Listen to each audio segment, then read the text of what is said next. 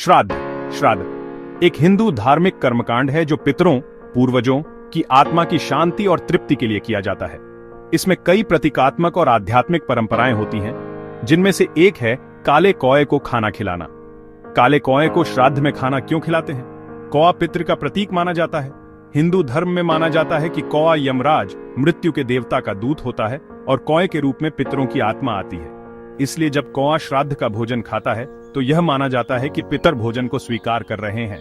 पितृलोक से संबंध मान्यता है कि श्राद्ध के समय पितरों की आत्माएं धरती पर आती हैं और कौए के माध्यम से भोजन प्राप्त करती हैं। इसलिए कौए को भोजन कराना पितरों को भोजन कराने के समान होता है, भोजन की स्वीकार्यता का संकेत। यह भी विश्वास है कि अगर श्राद्ध का भोजन कौआ खा लेता है तो यह शुभ संकेत होता है कि पितृ तृप्त हो गए हैं और उन्होंने श्राद्ध स्वीकार कर लिया है।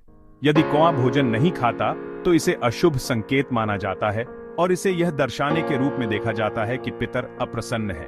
प्रकृति और जीवों के प्रति कर्तव्य, कौए जैसे पक्षियों को भोजन कराना यह भी दर्शाता है कि हम अपने कर्मों और जीवन के माध्यम से सभी जीवों के प्रति दया और सेवा भाव रखते हैं।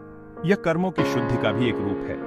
निष्कर्ष, श्राद्ध में कौए को भोजन कराना एक आध्यात्मिक और प्रतीकात्मक परंपरा है जो यह दर्शाता है कि हमने पितरों को श्रद्धा और प्रेम से स्मरण किया है और उनके लिए तर्पण व भोजन अर्पित किया है।